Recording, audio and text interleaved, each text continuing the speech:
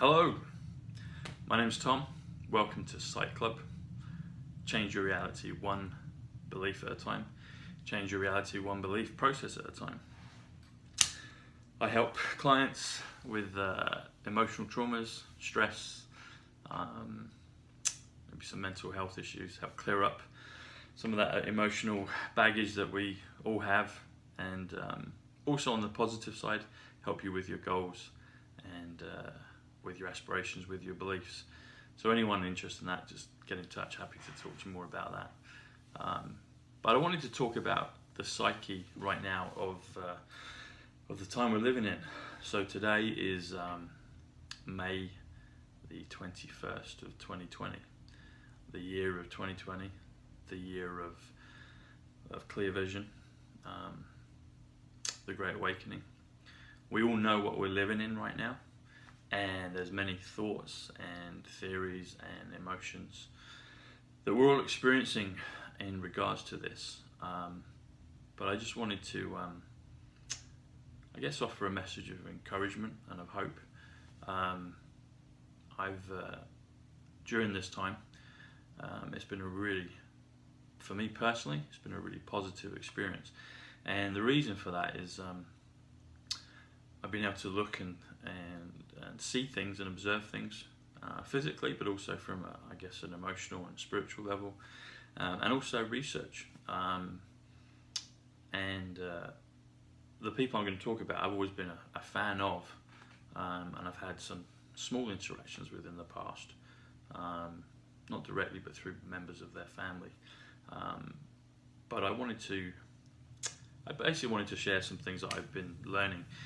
And if it helps you understand a little bit more about this big puzzle going on in the world right now, I hope it's of value to you. These are things that I've been sharing with family and close friends, but I've felt, I've been thinking about it for a while, but I thought, well, actually, let's start putting some messages out. So one thing that came to mind was I've been watching the briefings in the US each day, and President Trump, POTUS, the Don, has been addressing America, but also the world. He's been keeping us well informed, and I understand that he can split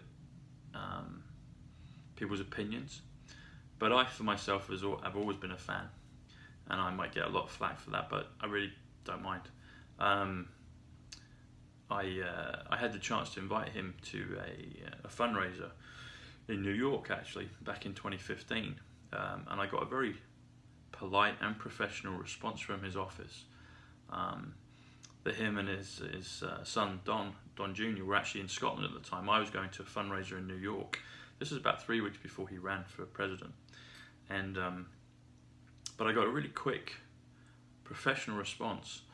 And anyone that has tried to get in touch with certain people over time will kind of maybe have some experience and understanding of that. Sometimes people get straight back to you, and sometimes people don't.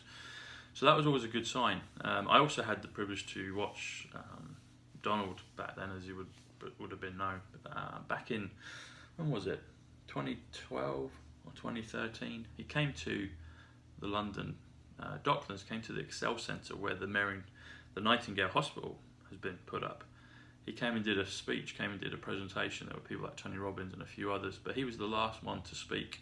I specifically came to watch him speak. And I waited all day actually and pretty much most of the morning into the night to watch him, because it wasn't clear when he would be on. I didn't want to, if he was the first speaker, I didn't want to miss him, because I didn't live in London at that time.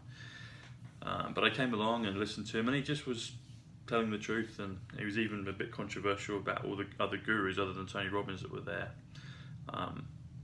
That were kind of just, they weren't really gurus, they were just selling new product, and he just called a spade and said exactly what it was.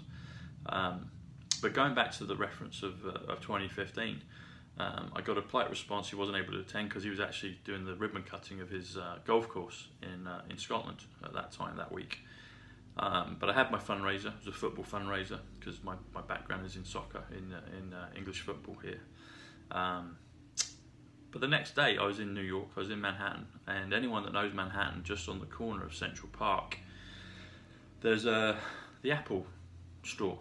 like a kind of dome in the middle of the street, just on the plaza on the corner, just down the road or up the road from Trump Tower. And also I think there's another Trump building. I could have got the names of the streets wrong. 27th, I think it was 27th, but literally just in front of me was the corner, bottom southeast corner of Central Park, and just on 5th Avenue, so just down the road, was Trump Tower. And this was about 3 weeks before he announced he was going for president. And I bumped into his daughter, Ivanka. Got a picture with her. I might be able to upload that at some point. And she was very gracious. I only spoke with her for a few seconds. But I said that I'd contacted her father's office and he wasn't able to attend. But I just was very impressed by their amenability to the public and to people. My response, my brief interactions with his office and with her was just really first class. And I've always been a fan of his, and I've read some of his books, or parts of his books, and I've always liked him, and that's just my take. But I've just been, as time has gone on, particularly during this episode, this crisis in the world, I've just been really impressed with his leadership and his mental fortitude. And I've always been one that has noticed when somebody gets a disproportionate amount of flack, that's always a sign to me that there's something behind that. Going into the football realm, years ago when David Beckham famously got sent off in the World Cup in '98 against Argentina. All right, he made a mistake, but we're all human. But the vitriol that he got after that was just incredible. And I always remember people, even friends and people kind of slagging him off for that. And I was just like, it was just a mistake, He didn't intentionally plan to do that. That was just a reaction. And but the disproportionate amount of flack he got, I believe, was because he was a special player. And you can see his career, how it's gone on. But particularly when he was in his golden age, when he was playing, he was iconic. But people wanted to kick him and stick the boot in, literally. Then there were other players, that did things that were probably just as harmful to the team's results later in other tournaments, but they didn't get as much flack. But the big ones, the ones that really have something about them, always get a disproportionate amount of flack. And I've noticed that it's like another one, Torres at Chelsea. He was bought for a lot of money, great player, won the European Championship twice, won the World Cup once, won the Champions League once. Actually scored about 37, maybe 39 goals in the end for Chelsea. But everyone remembers him as not scoring for Chelsea. But because he was a special player like Beckham, the amount of disproportionate flack was obvious and unfair and unwarranted. But he, like Beckham, was a special person. Trump is the same. He's a special person, and I've been really impressed with his leadership. He's there every day, telling people what's going on, leading from the front, and that pit of vipers of the mainstream media just go for him. Most of them do. There's one or two in the room that are kind of with him, but most would just ask disingenuous questions and waste people's time. Really, waste people's time. He's already come out with a cure, something that will treat it in terms of hydroxychloroquine, and that doesn't fit the narrative. That doesn't fit the narrative of what's going on. But some important things that I've noticed, each day I get a pearl of wisdom. Sometimes I get a whole bag of pearls of wisdom from him. And because of the narrative, because of the way it's set up, because he's fighting a mainstream media that is pretty much 100% opposed to him, and leading us out of this silent war, really, that's going on. He's talking to people, those that want to listen. He's talking to them in code. He's giving hints. He's giving reassurance to people. And I just wanted to share with you some of the things that I've seen, some of the things that I've learned, and some of the things I've gathered and gleaned from him. And his press conference on the weekend was the 15th of May. and I think it was it a Friday or a Saturday? I can't remember now. But a friend of mine in America, Chad, we talk a lot. He just mentioned about the press conference. And it was one that I actually didn't get to see, so I watched it the next day. And it was all about the Space Force program. And some really interesting things about that. The actual details I don't know much about other than what he's shared with us. And also the other thing about it is when he is talking to the American public, he's talking to the world. I have a friend in Russia that shares with me. She's an anchor for one of the TV stations there, and she says that President Putin will address Russia probably once a week, but he'll have pretty much daily briefings, cabinet meetings, and that's that's talking as well. Obviously, I don't well, not obviously, but I don't speak Russian, so I don't know and I don't watch those. But I'd love to see an English translation of that. So if anyone's got that, please put it forward. So I tune into what Trump says each day, and this one at the weekend about Space Force was really interesting. He started off talking about how they've got a lot of things in spades, and as soon as he said spades, I thought of the Ace of Spades, and I looked it up, and the Ace of Spades is the top card. It's the trump card. It's the spiritual card. It's the most spiritual card in the deck. And if you're playing poker, if you're playing, I guess, a number of games, but if you're playing a World Series poker effectively, trying to defeat a hidden enemy, then you're not going to be able to say things directly outright, but you're going to be able to give clues to those that are following, to reassure the public, to reassure the people. He then talked a lot about this missile that they're creating. What that is, I don't know. Maybe they already have it and he's letting us know. But he talked about it being 17 times quicker than previous. And he kept talking about the number 17. And I've been very aware of 17. And the reason for that is 17 is a powerful number, but it's the 17th letter of the alphabet, which is Q. So hang on, I don't know if I can do that right. So it's the letter Q.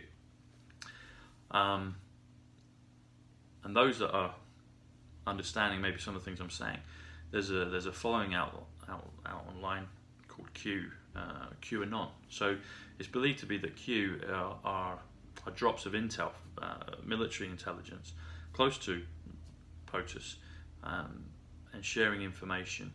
Some of it is disinformation, and they've admitted that because you can't, if you're playing poker, you can't tell everybody everything because you obviously don't want your enemy to know everything.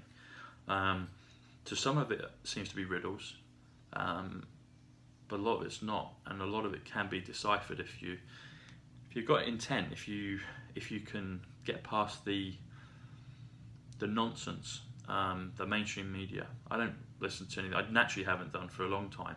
I pick things up online, etc., but I don't listen to the scaremongering, and I think that's a dangerous thing, personally. So he talked about the number 17. He kept saying that, and I was like, okay, so this is a clue for those that are aware of Q, those that want to listen. He also, the lady that was there, she said this is an important day, and this is an important month. So there's a lot of things going on right now that behind the scenes that we're not always privy to. We maybe get glimpses of it. And again, with all of this, I would suggest people just do their own research. There was also something that the general said, and I'll need to check my notes. I can't remember off the top of my head what it was. But then when President Trump finished, he then went into talking about he holds all the cards. And that made me think, I've thought about this before, but he's basically declaring it. He says, I hold all the cards. Effectively, he's always had all the cards. And you think of the game Top Trumps, the trump card, the Ace of Spades. He said he knows what the American people want, and when I hear him say American people, because I've got family and loved ones and friends that live in America, and he's also talking to the world, He's leading the alliance. He's leading from the front. All those that have a pure intent and want to see victory over this hidden enemy, he's leading from the front. So when he talks about America, simultaneously he's also talking about the world. And actually he said that as well. He said this Space Force, and I think one of the generals might have said this. That's it. One of the generals did say, he said this is good for America and this is good for the world. One of the other generals or officers there was talked about President Trump asked him to explain, because what it was a ceremony to unveil the Space Force flag. And the Space Force flag had this delta sign, very much like the Star Trek symbol, the kind of arrow that's pointing upwards. And he said, "There's the North Star. It's like our true values." But he said and he explained delta. Delta is the fourth letter of the Greek alphabet, and it's also a letter of compassion, of forgiveness, of transition, of change. And President Trump has talked about this great transition. I believe there's a lot of transitions that are happening in terms of we're going from the darkness into light. A lot of things that are going to come to the surface. They're already coming to the surface, but the world as a mass is going to understand that we've been in darkness for a long time. Hence all the inequality and corruption that has been taking place in the world, and all of that is literally being rooted out of the earth right now, and has been. Not just in America but across the world, and something I'm personally very grateful to know and understand that. But the delta letter, the symbol, is a transition. It's empathetic. It's forgiving of people. So that made me think of, if anyone knows about this, someone out there listening will know things such as Jasara and Nasara, the Jubilee, the forgiveness of debts. The forgiveness of all kinds of debts is forgiving all of us. We have to forgive each other of all things that we've done. Take responsibility to move from darkness into light, and that's literally being done from the front, with President Trump being Commander-in-Chief, leading effectively the world, and obviously and closely with President Putin doing what he's doing, and others. But Trump is the figurehead for this change. That's why he's getting so much flack. That's why they're tearing at him. But he's getting help from higher up, and he can't. He holds all the cards, like he said. So it made me think of all those things, and I think it's just a positive message, particularly in this time, because I know people. We all have our own realities, and we all have our own beliefs and things. And I know a lot of people are still scared and fearful. And I just wanted to express to people. Not to be. Be alert, be aware, but really it's a great and glorious time. The sun is shining. If you're able to get out, get fresh air. We've been told we can do that, that it's effectively safe to do so. So let's do that. I've been privileged to be able to do that every day since all this has happened, and I've just seen and witnessed many great things. People are changing, people are kind. Humanity is a kind entity, an organism, a kind group of people. There's been a small percentage that are nasty bastards, and that's coming to an end. And I'm personally very grateful for that, and I'm grateful to those that are changing that, in terms of POTUS, other world leaders, and the military that are cleaning everything up for us, for the goodness and benefit of humankind. So those that you might know that are feeling stressed, help them. If you're able to share with them wisdom and maybe shine a light on some of these things, it will help them understand and transition into this next energy, this next dimension. Well, I wanted to give a shout out to a few people as well that I've been studying recently. Aaron Doughty, Naira Neuro, 3D to 5D consciousness, and recently Sasha Stone as well. He's an activist and is very knowledgeable on all of these things. So yeah, thanks for your study and research and your courage, guys. Thanks to President Trump thanks to all the other good leaders out there helping this come to pass. But the message is, things are going to be okay, guys. We're going to be good. We've got a great future ahead of us, a really great future. If you look at things about Nassar and Jassara, it talks about wonderful technologies, wonderful Tesla technologies, free energy, anti-gravity. President Trump spoke a couple of days ago when he had his cabinet meeting. One of the ladies is the head of transport, and he just said, see, this is the thing. He's having to feed things out just in kind of common talk and not kind of shout from the rooftops about it, but people that want to listen and hear what he's actually saying. Some of the things, you actually have to take him at his word. And one of the things he said, you can't believe some of the transport, the technologies that we've got. There's videos out online of can't remember the name of them, but rails that can go kind of like, a bit like Elon Musk's hyperlink. Some of that technology already exists. Anti-gravity, all these great things, this is over 6,000 patents from Nikola Tesla, not from Elon, but from Nikola Tesla, that has been kept back. All those things are starting to come out. They're going to be released. They're going to be used for the benefit of mankind. I don't think any of us really can fathom how glorious the future is going to be. Why do we dream? Why do we dream about wonderful things? Why do we dream about flying? Why do we dream about alternate realities, happy realities? Why do we dream? Why do we have that capacity? It shows us that we do have that capacity, but we've been spellbound in a nefarious way that has kept us locked into a paradigm of low three-dimensional vibration and reality. That's changing now. Nothing's going to stop what's coming. Whether you are religious and you want to think it the second coming, or the Christ consciousness, the return of Christ consciousness, the age of Aquarius, peace on earth for 1,000 years, millennium, new age, new world. Not New World Order per se, or not the nefarious side of it. Whichever way you want to look at it, the world is changing. Who'd have ever thought, who'd have ever predicted this, what we're in right now, or what we're going through right now? But there's so many great and wonderful things, I believe, to come to pass through all of this.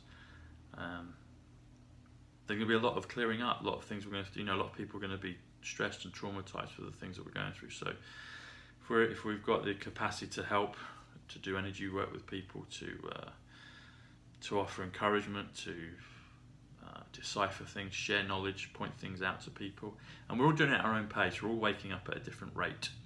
So when people maybe push back against it, that's okay. That's all right. We just have charity and love towards them, and just be there. And people will come and seek truth and advice and knowledge and comfort from those that are maybe a little bit further down the line of inquiry and investigation. So I just wanted to share those things with you. I'm discovering new things every day, so I'll hope to in the future to share more videos with you. And please feel free to share the comments, like it, share it if it's of interest to you. And if you've got insight, please share those with me. I really just want to know as much truth as possible, and I don't mind where it comes from, and however bitter or sweet the truth is. I just want to know. So if you feel a resonance with me on that, then get in touch. But I'm going to go out now. I'm going to get on a Boris bike, and I'm going to cycle around London. I'm going to see the glorious parks, and those of you that are in London will know and feel that there's just a great vibe. There's a great energy right now. The sun is shining. I witnessed a rainbow a couple of evenings ago. The sun was coming down. I was in Regent's Park, and it was like a sun corona, like a rainbow. The sun was very bright. It was coming down. It was low, and I could see this corona. I pointed it out to a couple of people, and they're like, "Oh yeah, they could see it." And so it had a kind of wonderful halo, and you saw two sides of the rainbow. either side of this great arc, the corona, ironically, a corona rainbow. The rainbow's coming back, NHS, rainbow in some biblical texts talk about in the last days the rainbow will come back. If you're that way inclined. I was brought up in a kind of religion when I was younger. I don't really follow that now, but I do try to seek truth wherever I can find it. So if even if the message is not everything you agree with, or the messenger's not, or the format, if there's pieces of truth, grab onto them. We've all got truth, and we can all share it with each other. Thanks for listening, everyone. Have a fantastic day. The future is really, I think, fantastic for every single one of us here on planet Earth, and I'm so excited to be here with the changes that are taking place, and maybe we'll get to meet in person sometime. Thanks for listening. Cheers, guys. Speak soon. Bye.